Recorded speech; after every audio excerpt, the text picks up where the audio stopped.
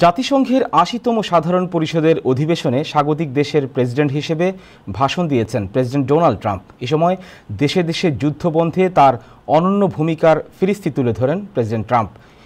আর এক্ষেত্রে জাতিসংঘ একটি অকার্যকর সংস্থায় পরিণত হয়েছে বলেও অভিযোগ করেন তিনি। সকালে তার ভাষণের সময় অধিবেশন কক্ষে বাংলাদেশের অন্তর্বর্তী সরকারের প্রধান ডক্টর মোহাম্মদ ইউনূস সহ বিভিন্ন দেশের সরকার ও রাষ্ট্রপ্রধানগণ উপস্থিত ছিলেন। রিপোর্টে বিস্তারিত। জাতিসংঘের ৮০তম সাধারণ অধিবেশনে স্বাগতিক দেশের প্রেসিডেন্ট হিসেবে ভাষণ দিয়েছেন ডোনাল্ড ট্রাম্প। মঙ্গলবার সকালে প্রেসিডেন্ট ট্রাম্প তার স্বভাবসুলভ ভাষণে বিশ্ব পরিস্থিতি তুলে ধরে বলেন, বিশ্বব্যাপী সংঘাতে যুদ্ধবিরতি কার্যকরের প্রচেষ্টায় নিজের অনন্য ভূমিকা থাকলেও দুঃখের বিষয় এসব কাজ আমাকে করতে হলো, অথচ জাতিসংঘ কিছুই করল না। দুর্ভাগ্যজনকভাবে কোনো ক্ষেত্রেই সংস্থাটি সহায়তা করার চেষ্টাও পর্যন্ত করেনি। তিনি তার ভাষণে জাতিসংঘকে অকার্যকর বিশ্ব সংস্থা হিসেবে আখ্যা দেন। প্রশ্ন তুলেন জাতিসংঘের ভূমিকা নিয়েও। I ended 7 wars, and in all cases they were raging with countless thousands of people being killed. No president or prime minister, and for that matter no other country, has ever done anything close to that. President Trump বলেন তিনি 7টি ক্ষেত্রে সফল হয়েছেন, যদিও এর মধ্যে কয়েকটিতে ওয়াশিংটনের ভূমিকা নিয়ে প্রশ্ন রয়েছে। বিশ্ব নেতাদের উদ্দেশ্যে তিনি দাবি করেন এই সাফল্য তার নোবেল শান্তি পুরস্কার পাওয়ার যোগ্যতা প্রমাণ করে এবং একই সঙ্গে জাতিসংঘের অকার্যকারিতা স্পষ্ট করে।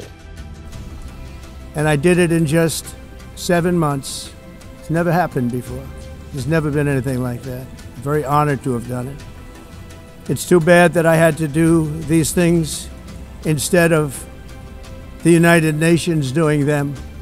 And sadly, in all cases, the United Nations did not even try to help in any of them. সদর দপ্তরে ভাঙা লিফট আর নষ্ট টেলিপ্রম্পটারের অভিজ্ঞতার কথাও তুলে ধরেন। তার ভাষায়, জাতিসংঘ থেকে আমি শুধু 2টি জিনিস পেয়েছি, একটি হচ্ছে খারাপ এক্সেলেটর, আরেকটি হচ্ছে teleprompter. To help, all I got from the United Nations was an escalator that on the way up stopped right in the middle, and then a teleprompter that didn't work. These are the 2 things I got from the United Nations: a bad escalator and a bad teleprompter. President Trump ভাষণ দেওয়ার সময় অধিবেশন কক্ষে বাংলাদেশের অন্তর্বর্তী সরকার প্রধান doctor Mohammad Yunus সহ বিভিন্ন দেশের সরকার ও রাষ্ট্রপ্রধানগণ উপস্থিত ছিলেন অন্যান্য অতিথি ও দর্শনার্থীগণ। দৃশ্যত অধিবেশন কক্ষ ছিল ভরপুর। জাতিসংঘের এবারের অধিবেশনে মঙ্গলবার থেকেই শুরু হয়েছে উচ্চ পর্যায়ের সাধারণ বিতর্ক। এই বিতর্ক চলবে 27 সেপ্টেম্বর পর্যন্ত। এই সময়ে বিশ্ব নেতৃবৃন্দ ভাষণ দেবেন।